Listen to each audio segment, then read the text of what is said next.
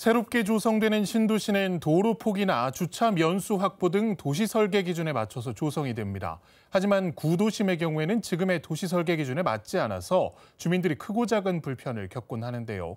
경기도 하남시는 구도심 지역에서 잇따라 제기되는 주민들의 불편 해결에 나섰다고 합니다. 신국진 기자와 이야기 나눠보겠습니다. 자, 신 기자, 도시 설계 기준에 맞지 않아서 주민들이 겪는 구도심의 문제, 어떤 것들이 있을까요? 네, 한 장소를 보며 설명을 드리겠습니다. 다세대 주택이 밀집해 있는 경기도 하남시 천연동 꿈나무공원 일대입니다. 꿈나무공원을 중심으로 약 8개 블록에 각각 10여 동의 이상의 다세대 주택이 들어서 있는 상태입니다. 네, 이런 다세대 주택 밀집 장소는 여러 곳에서 볼 수가 있잖아요.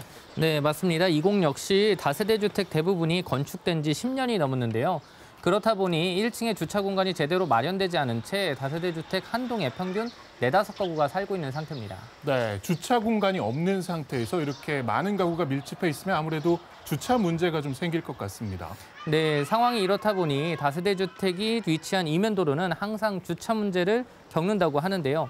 양방향 통행이지만 한쪽 면은 항상 주차장으로 변하기 때문에 통행이 상당히 불편하게 되는 겁니다. 네, 그렇네요. 그리고 양방향 통행이라고는 하지만 생각보다 도로폭도 상당히 좁아 보입니다.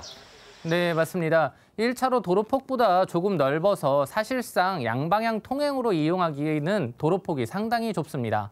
더구나 인도가 없어서 보행자의 안전 확보는 꿈꾸기 힘든 실정입니다. 이런 문제들로 인해 지역 주민들은 꾸준하게 민원을 제기했다고 합니다. 여기는 동네 마을에 주차장이 없어가지고 저기 차 댈 때마다 그냥 시끄럽고 주민들이 엄청 힘들었어요. 여기가 그러면 평소에 주차 문제나 이런 부분이 많이 심하다고 하셨잖아요. 네. 공용 주차장 이런 게 마을 주변에 없어요. 아무것도 없어요. 네, 아무것도 없고요. 네. 없어갖고 동네 이렇게 막 양쪽으로 이렇게 차 대놓다 보니까 너무 그냥 불편이 있어가지고 제가 그걸 많이 건의를 하고.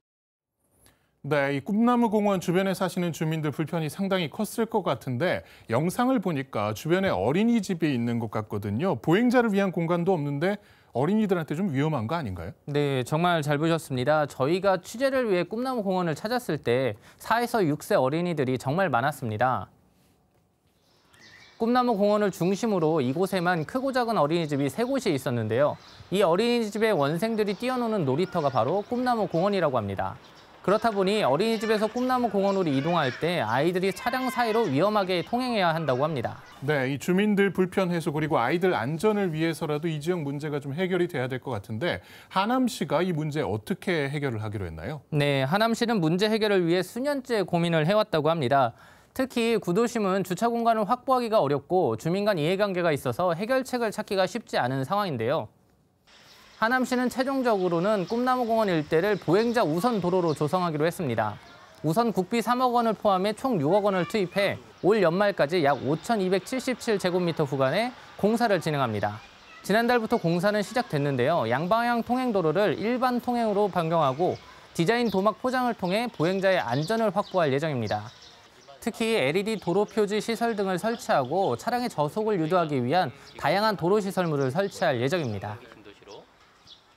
좁은 도로에 차량이 지금 교행을 하고 있습니다. 그래서 일부 구간을 이제 일방 통행 도로로 만들어서 차량과 보행자의 상충을 최소화할 거고요.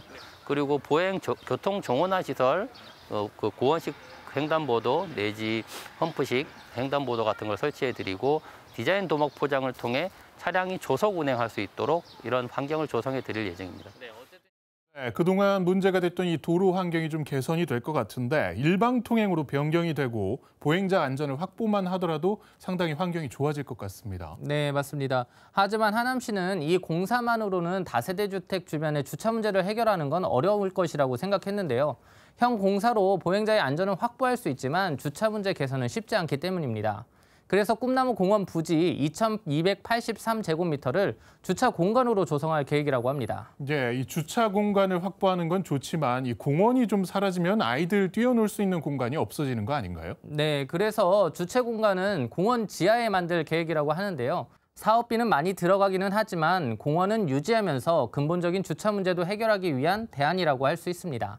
하남시는 올 연말부터 공사를 시작해 꿈나무공원 지하에 약 110명 규모의 공영 주차장을 조성한 뒤 주민들의 이용을 도울 계획이라고 설명했습니다.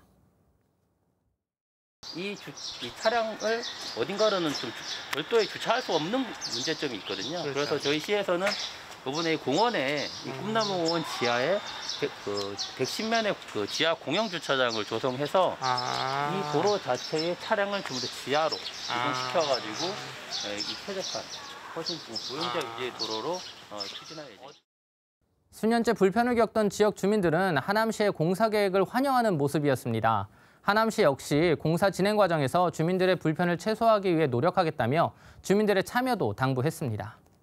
조화를 하셔요. 조화를 하시면서 지금 불편한 거는 차를 빼기에 차 빼기가 너무 힘들어가지고 공사하신 분들이 지금 힘드는데요. 아마 반응들이 다 좋아요. 지금 아무래도 저희가 축구 공사나 도로를 개선하는 새로 시공하는 공사를 하다 보니까 지금처럼 약간 소음이 좀 발생하실 수 있고 지금 부족한 주차난 때문에 주차 차량을 좀 이동시켜 주셔야 되는 협조 사항이 있습니다. 근데 한 2달만 좀 이렇게 협조해 주시면 이 부분이 훨씬 좋은 환경을 가질 수 있는 좋은 동네로 팔바꿈할 수 있을 거라고 판단되기 때문에 좀 양해를 부탁드립니다.